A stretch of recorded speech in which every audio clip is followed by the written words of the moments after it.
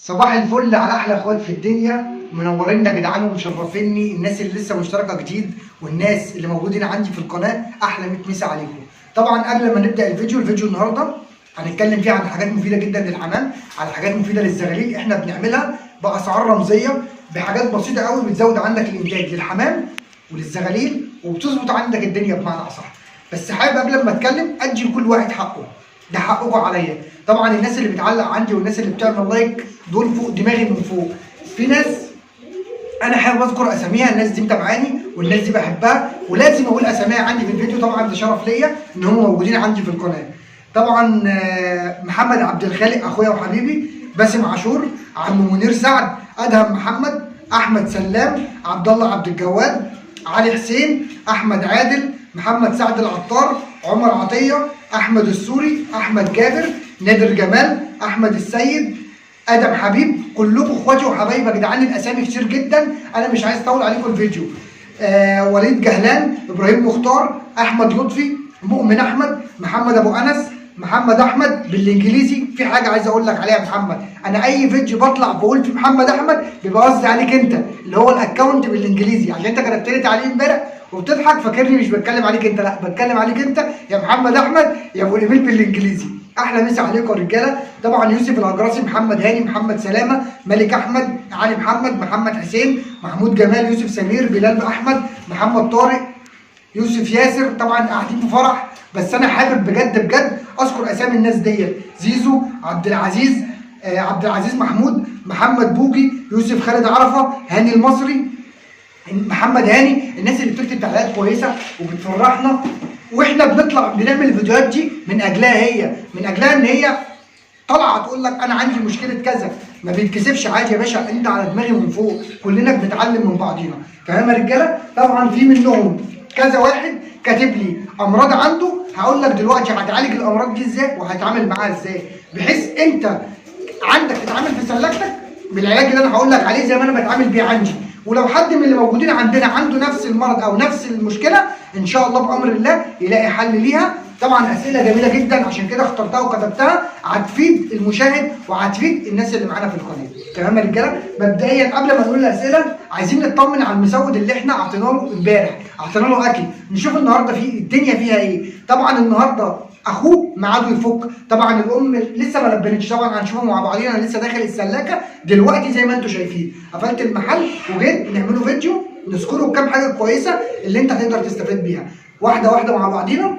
احنا جهزنا الميكس اهو، طبعا انا جهزته اول ما دخلت علشان خاطر ما اضيعش وقتك زي ما انت شايف اهو. تمام؟ خدنا معلقتين على نص كوبايه ميه زي ما انتم شايفين. نجيبوا المسود نبصوا عليه نشوفوا ايه الدنيا معاه. طبعا احنا عطيناه امبارح ملي واخوه زمانه فك، نشوف الام جهزت ولا ما جهزتش. لو الام جهزت انا هسيبهم مش هاجي جنبهم، ما جهزتش هنضطر ان احنا ندي الاثنين. واحده واحده مع بعضينا. تعالى كده يا كبير زي ما انت شايف اهو. بسم الله الرحمن الرحيم. تعالى كده اهو اهو، بسم الله ما شاء الله. الزغلول التاني فك زي ما انتم شايفين اهو، بسم الله ما شاء الله. هاتهم بقى هنا. طبعا زي ما انتم شايفين يا رجاله اهو الاثنين فاكين، بس الام برضو ما جهزتش اللبه بتاعها. طيب هنعمل ايه؟ هنقلب هنا. طبعا قبل ما بنسحب من السرنجه لازم نقلب واحده كده. طبعا قلت لكم التوب ميكس موجود في اسكندريه وفي شحن لجميع المحافظات كل يوم اربع. هتلاقي الرقم ظهر قدامك على الشاشه دلوقتي لو انت عايزه في المحافظه عندك. بص يا كبير، تاني برضو هنعيده تاني. ده اللي احنا عطيناه امبارح، والتاني اللي هو لسه فاكك اهو صغير خالص. تمام يا رجاله؟ هنسمي الله كده اهو، وزي ما انت شايف فتحنا الحصله اهو ودخلنا اللي هو البلف دوت ورا اللسان، وزي ما انت شايف هو عاجب لك بالملي. احنا هنديله قد ايه؟ بص يا باشا كده احنا عطينا له 2 ملي 3 ملي، يبقى احنا امبارح عطينا له ملي والنهارده عطينا له 3 ملي. نبص على حصلته لسه محتاجه. اهم حاجه الاكل ما يعديش فوق هنا. تمام يا رجاله؟ اهو هندخلها تاني برده بكل سهوله وبالراحه ونسمي الله. ندي كده 4 ملي، 5 ملي، 6 ملي، 7، 8. تمام؟ في واحد هيقول لي يا عم انت بتنقطنا.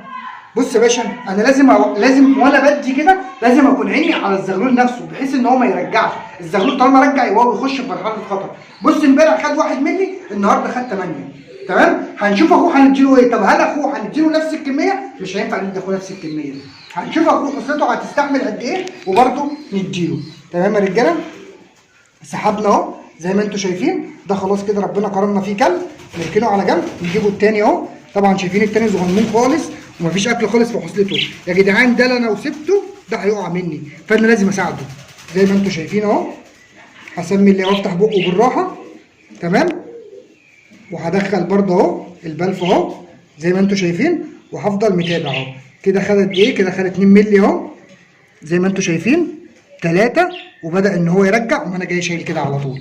تمام؟ قوم جاي ماسح بقه كده زي ما انتم شايفين اهو، حصلته فيها الاكل. تمام يا رجاله؟ بص كده بسم الله ما شاء الله، الاثنين فاقوا، وانا هفضل متابع معاكم بالزغلوتين دول. كل فيديو هنطلعوا نطمنوا عليهم، كل فيديو هنطلعوا نشوفهم عملوا ايه. يلا بينا نرجعهم الباب مع بعضينا كده واحده واحده اهو. اهم مسود يا رجاله يوم 10/3. تمام؟ هنحطهم اهو زي ما انتم شايفين. تمام؟ يبقى احنا كده اعطيناهم لحد ما الام اللي تلبن والام تجهز لي بقى. واحده واحده مع بعضينا ان شاء الله هنستفاد بكل جديد. تمام يا رجاله؟ طبعا انتوا زي ما انتوا شايفين الحمام بدا يفك عندي، وبدا ان هو ايه، الزغيل بقى بتطلع. طبعا ده يوم 15، يعني ده المفروض كان فك امبارح او اول امبارح. نطمن عليه واحده واحده مع بعضينا. تمام يا رجاله؟ اهو الزغيل لا حول ولا قوه الا بالله. الحمد لله الحمد لله تيجي على قد كده. بصوا يا جماعه النقطه اللي بتكلم فيها اهي، النقطه اللي بتكلم فيها اهي، زغلول ميت وزغلول حي. طبعا الحمد لله اللي هي بتيجي على قد كده قدر الله ما شاء فعل. نحمد ربنا اللي بتيجي على قد كده. انا هقول لك الزغلول ده مات ازاي او مات ليه. طبعا اتكلمنا في الفيديو ده امبارح اكتر من مره، وسبحان الله يعني هو الباب العالي بيبقى تقيل على الغاوي، معروفه دي. ده المفروض انا كنت تابعتهم، والمفروض كنت بصيت عليهم وشفت الدنيا فيها ايه. بص يا باشا، الحمد لما فك الام ما جهزتش اللبن اهو، الزغلول ميت قدام منك، مفيش ولا اكلايه يعني. بص مفيش خالص تلبين في حصلته، عشان كده مات. فعشان كده انا بقول لك لازم تهتم بالحمام يا جدعان. البيبان العاليه، اهتموا بالبيبان العاليه قوي. تمام يا رجاله؟ زي ما انتم شايفين اول يوم طبعا ما خدش لبن مات، تاني يوم هي لبنت عطت اخوه وما لحقتش دوت، قدر الله ما شاء فعل. الحمد لله بتيجي على قد كده. نبص على التاني ده برده معاه بيفك، نشوف الدنيا فيها ايه اهو. ده كان تحتيها حصوه واحده. الحمد لله رب العالمين زي ما انتم شايفين الام اهي لبنت. طيب في نقطه بقى حابب اتكلم فيها دلوقتي وندردش بقى مع بعضينا برضه، بحيث ان انت تزود الانتاج وتزود الحمام عندك. انت دلوقتي دي تحتها زغلول ودي تحتها زغلول، هتعمل ايه؟ بص بقى شغل دماغك في النقطه دي. انت تحتك واحد وانت تحتك واحد، لا انا هسحب دوت اهو من عند الاهالي. تمام؟ زي ما انتم شايفين اهو، هحطه مع دوت. طبعا القص دول احن من اللي فوق، يبقى انت هتختار الحمام الحنين وتحط تحت منه الاثنين. يبقى احنا كده اهو الاثنين موجودين في طاجن واحد. اتفقنا يا شباب؟ طبعا لازم تعرف برضه ده ابن مين وده ابن مين عشان تقدر انك تتعامل. تمام يا رجاله؟ ننزل على العين اللي بعد منه زي ما احنا شايفين.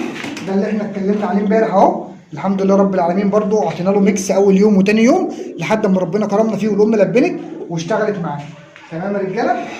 طيب في حاجه ثانيه معاه ده تفقس، هنبص برضه مع بعضينا. هنبص ده لسه 27/3، ده بعيد. ده 18/3، ده برضه لسه بعيد. تمام يا رجاله؟ واحده واحده كده مع بعضينا نفهم الدنيا فيها ايه ونشوف السلاكه عندنا فيها ايه. كده تمام بالنسبه للزغاليل. يبقى يا جماعه زي ما قلنا وزي ما اتكلمنا بالله عليكم اهتموا بالبيبان العاليه. يعني انا بطلع افيد الناس وانا برضو البيبان العاليه دي بسقطها، فانا باكد عليك خلي بالك من البيبان العاليه، حرام انها تروح زي ما انتم شايفين كده اهو، ما تلبنش عشان كده وقع ومات. تمام يا رجاله؟ قدر الله ما شاء فعل. طيب هنجيبوا بقى النهارده اسئله الناس اللي هم سالوني المشاكل اللي عندهم ايه، وبرضو ركز معايا يمكن المشكله دي تقع عندك وتلاقي ليها علاج. طيب في اخونا علي محمد كاتب علاج السالمونيلا. بص يا باشا، السالمونيلا دي حاجتين، في سالمونيلا مفصليه وفي سالمونيلا المعويه. طيب انا هقول لك انا بعالجهم ازاي وبشتغل معاهم ازاي. بص يا باشا، المعويه او المفصليه انت بتقدر تحددها عندك، بتلاقي اسهال عندك، الحمام عنده اسهال بطريقه غريبه، ده كده سالمونيلا والفرد واقف كاشش. تمام. دي كده المعويه. طيب المفصليه دي ايه؟ بتلاقي الفرد عمال يعرج برجله وتلاقي رجله سخنه. طيب ده هتعالجه ازاي او ده هتعامل معاه ازاي؟ هكتب لك دلوقتي اسم البرشام، اسمه سيدوستين. تمام. السيدوستين ده بشري بيتباع في اي صيدليه بشريه. بتجيب الكبسوله الواحده بتفضيها على 20 سم ميه زي ما احنا شايفين كده، وبنديله 10 سم الصبح و10 سم بالليل لمده 3 ايام. فرد خف معايا في اول يوم، خف معايا في ثاني يوم، لازم اكمل معاه ال3 ايام علشان خاطر ما ياخدش مناعه من المضاد ويقدر يفوق معايا. اتفقنا؟ ده كده علاج السالمونيلا. تمام يا رجاله؟ تاني حاجه اخونا حوض المصري، كزاح الزغلول او الزغلول بيطلع عندك متكسح. بص يا باشا، طالما الزغلول بيطلع عندك متكسح، في ناس هتقول لك نقص كالسيوم، في ناس هتقول لك نقص فيتامين، بس انا ما بتكلمش في كده. بيبقى نادرا قوي الزغلول لما يتكسح يبقى ناقص كالسيوم. بس ايه الحاجه اللي هي يعتبر مطلعه بتعمل ضجه وبتعمل ان الزغلول يتكسح؟ ان الفرش بتاع الطاجن بيكون فاضي. زي ما انت شايف اهو، اي فرش طاجن عندي لازم احط فيه حاجه خشنه بحيث لما الزغلول يطلع يلاقي حاجه يحفر بيها برجله. الزغلول لو ملقاش حاجه يزق بيها رجله بتفلت، فبالتالي الزغلول بيتكسح وبيكبر على كده. اتفقنا يا شباب؟ يبقى لو انت الزغلول لسه عمر يوم او عمر يومين او عمر اسبوع واتكسح منك، هتجيب الرجلين زي ما احنا شايفين كده اهو، هنجيبوا زغلول اللي اتكلموا عليه، ولو يكن دوت مثلا عنده كساح. تمام. اول حاجه بص ارضيه الطاجن عامله ازاي، زي ما انتم شايفين كده. لازم في حاجه ان هو وهو ماشي كده يزق فيها رجله، مش رجليه تسرح. رجليه لو سرحت كده بتاخد الوضع وبيتكسح معاك. طيب علاجها ايه؟ علاجها انك انت هتجيب فتله او تجيب دواره وتضم الرجلين على بعض وتسيبه كده، وان شاء الله ان شاء الله معاك لو هو في العمر دوت هيفوق معاك وهيشتغل وهتلاقي الرجلين ضموا على بعض تاني. عمره اكبر من كده مش هتعرف تعمل. اتفقنا يا باشا؟ يبقى احنا نحل المشكله دي بايه؟ نحل المشكله دي نحط فرش في الطاجن عشان خاطر الزغلول ما يتكسحش بيه. تمام يا رجاله؟ السؤال اللي بعد منه محمد سعد العطار، عندي حمام ريشه منتوف والحمام مش بيبي. بص يا باشا، الحمام عامه النتايات بتتكون، البيض اللي منها بيتكون من جسمها، بالتالي دلوقتي الدم خلاص بقى رايح للريش ورايح للرحم، فهو مش عارف ان هو يجمع الريش الاول ولا يشتغل الاول. فنصيحه مني انا، يعني زي ما انا بعمل معاك، انا عندي بنت منقعه اهي زي ما انتم شايفين، دي كده ديلها منسوب زي ما انتم شايفين. طيب هل انفع اجوزها دلوقتي دي؟ لا ما ينفعش اجوزها دلوقتي. ليه؟ علشان خاطر خلاص يعني الصحه بتاعتها رايحه في الريش، فانا مش ههلكها برده واحطها واخليها انها تتكسر عليها وتجيب بيضتين وفي الاخر برده هترمي بيضه واحده يا ما تبيضش اصلا. فلازم اديها تحديد، لازم اديها كالسيوم. طيب الكالسيوم نوعه ايه؟ الكالسيوم يا 3 جي اف بشري، يا كالسيوم فاركو بشري، يا اما كالسيمات بشري. اتفقنا يا باشا؟ وبعد 3 ايام ما عطينا الكالسيمات دوت هندي الف د ايه اللي هو موجود عند اي حد، موجود عند اي صيدليه بيطريه. اتفقنا يا شباب؟ يبقى الكالسيوم بشري ورفع المناعه او مثلا زياده المناعه هنديله بيطري. طيب اللي بعد منه محمد سعيد، الزغلول كم مره ياكل في اليوم؟ اللي هو الزغلول اللبه. الزغلول اللبه زي ما انت شايف، زي ما عملنا هنا وزي ما اتكلمنا، بنديله مرتين وممكن تديله 3، بس زي ما قلت لك لازم تجرع له. يعني ايه تجرع له؟ لازم تديله ملي 2 ملي على قد حصلته. بتبص عليه بعد ساعتين 3 لقيته ان هو خلاص اللي عنده في المعده معدته اشتغلت واتهضم، تديله تاني. يعني احنا الحمد لله رب العالمين المسود دوت امبارح كنا عاطينه 2 ملي ولا 3 ملي، النهارده خد 8 ملي. اتفقنا يا شباب؟ عندنا برضو واحد كاتب ما فوائد الزعتر المغلي. الزعتر المغلي ده ممتاز جدا جدا جدا عند الحمام في الفتره اللي هي بيجي فيها الروشه. الزعتر ده بيعمل معاك ايه؟ الزعتر ده بيعمل سيوله في الدم.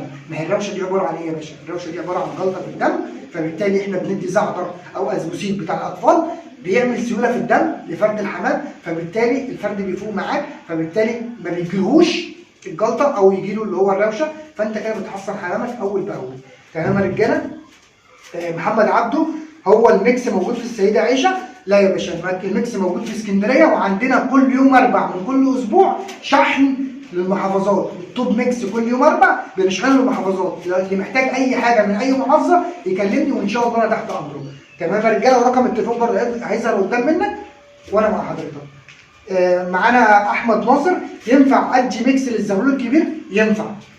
معاك الزغلول لحد عمر 3 اسابيع ينفع تديله ميكس، بس بعد كده ما تكسلهوش، هتفضل تديله ميكس هيعذبك وانت بتفطمه.